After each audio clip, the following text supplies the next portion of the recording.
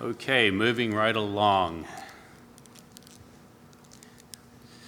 So our next guest is not really a guest at all because we know him very well.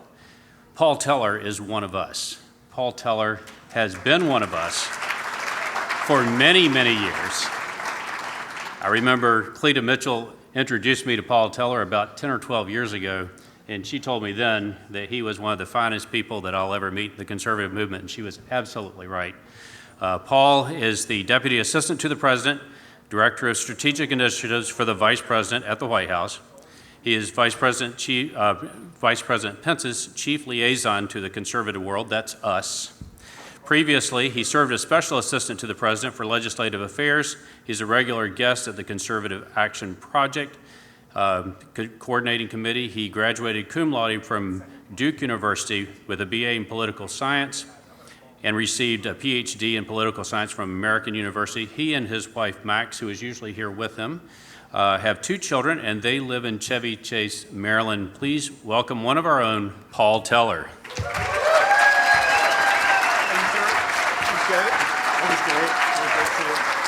Thank you. You know, by the way, Richard, just so you know, I paid Cleta to say that to you, so that was not a free statement. Actually, speaking of Richard Norman, since he said such nice things, I was looking at his Facebook page this morning, knowing that he was going to introduce me. I don't know if there's anyone else in the conservative movement who just, if you look at his Facebook page, he loves his wife, Vicky, more than anything. He loves his kids. He loves his late parents. He loves life. I just think you're a true inspiration to the movement and, frankly, to all of America.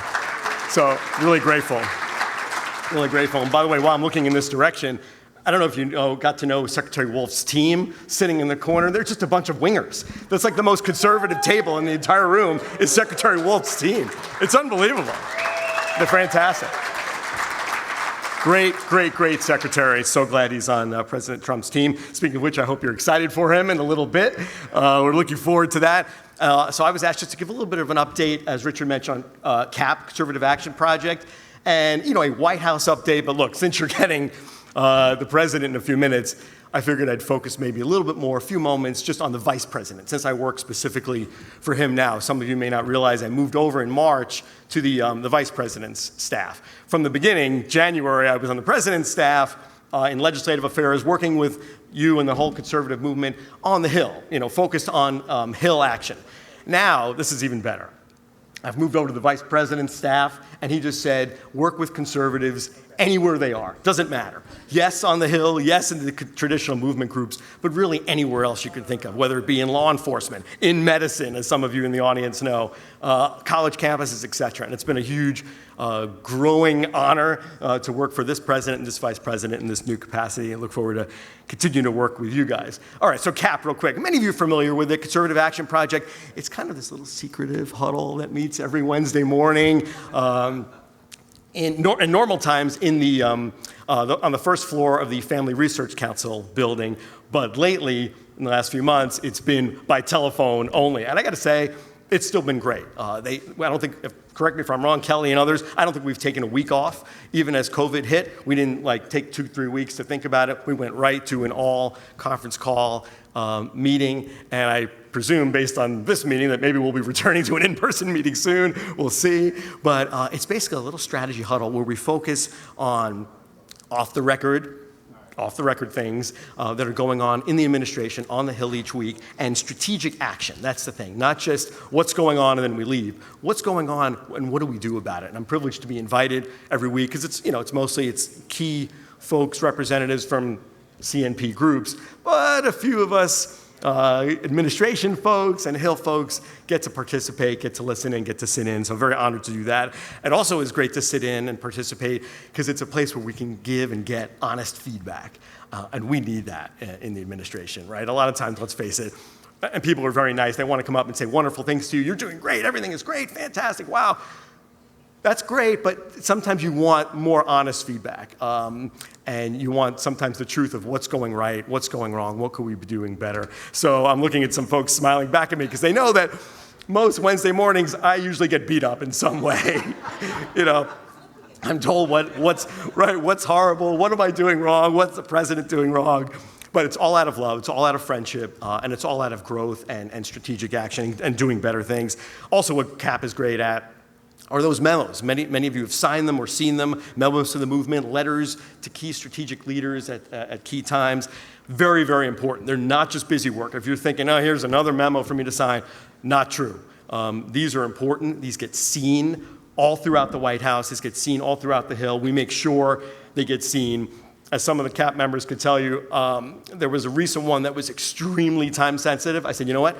Email it to me. I'm going to print it off, and I'm going to physically walk it into Mark Meadows' office, which I did. He happened to be there as I was walking in. I handed it into his hand. And so you should just know that when you're signing these memos, they are getting to the right people at the right time. They're timely, they're very, very effective.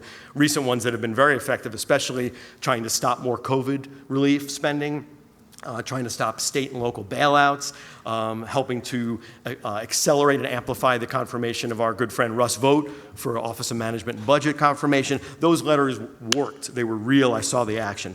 So that's CAP. It's going well. Again, so privileged to be there. You should be proud that it's a good project of CNP. Pivoting to some things going on from the White House, from the Vice President's perspective.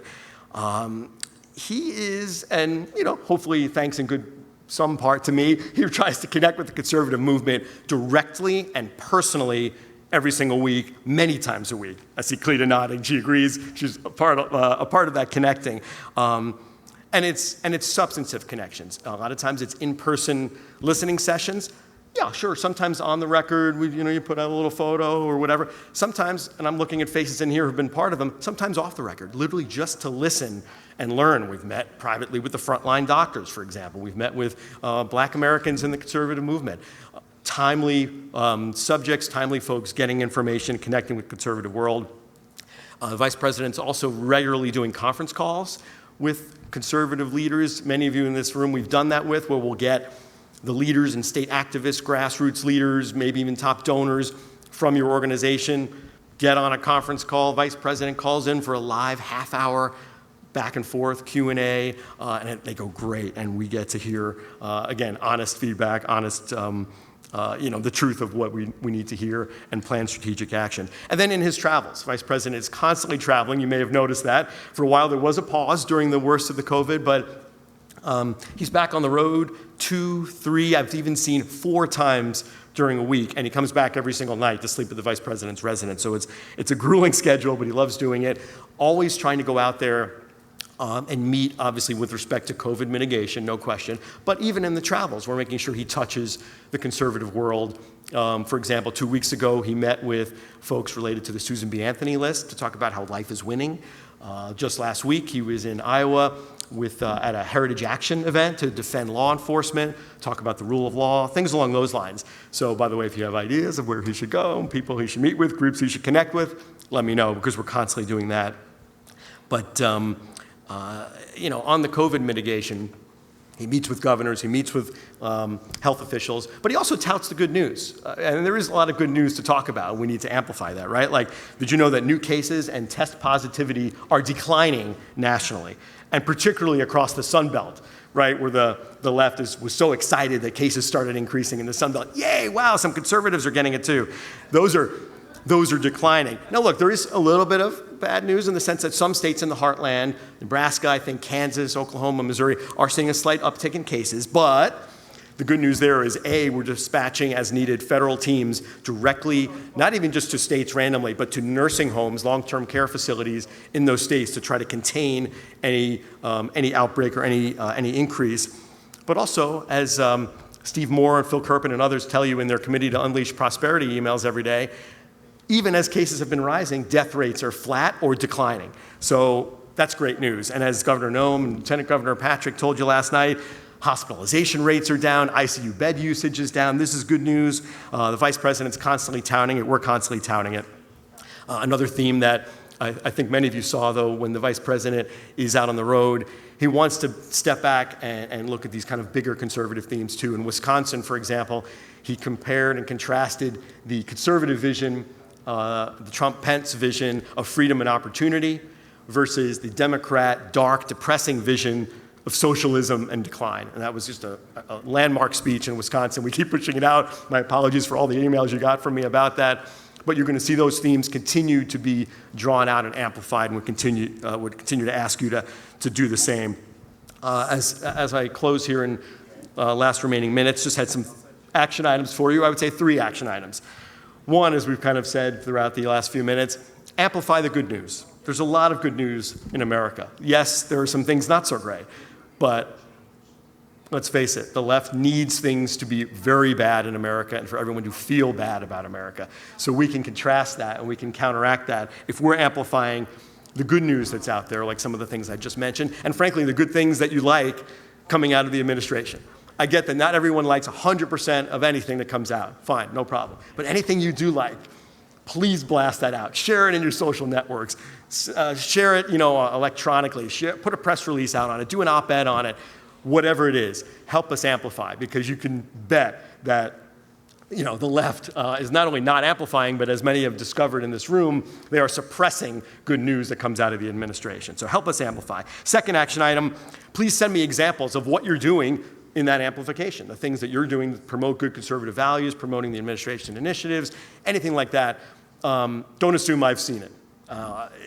The volume is unbelievable, and it's just a sea of information that's coming in all the time, which is weird. I'm not even on Twitter, so if you just tweet, it doesn't mean I'm necessarily seeing it right. Mike Dobson, I'm always saying, please, please, send me your stuff. Please amplify it, not just for the sake of showing it to me, the guy with the excessive hair gel, but I actually take it and I give it to the vice president. He looks at it, he reads these things. How do I know that? He'll talk to me about it the next day. Hey, I saw that letter from that. I saw the coalition letter from this group. I saw your write-up about this thing. So if you're giving me stuff, the vice president is seeing it directly. And then third thing, just send us ideas of where we should go. Where should the vice president go in his travels?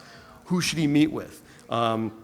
What are some human stories that he should learn about or connect with to help us amplify and tell this conservative story that we're all trying to tell, and to, of course, win in America? And then last bonus action item, maybe, think of it this way, and no one's going to be surprised if you know me that I'm going to offer this as an action item. Be of good cheer, right?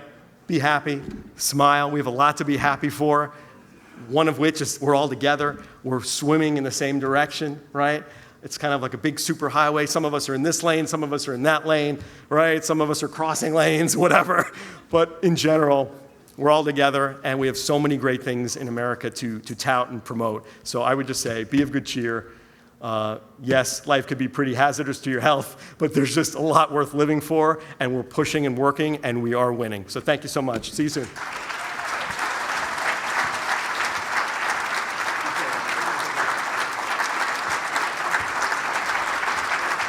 Paul Teller.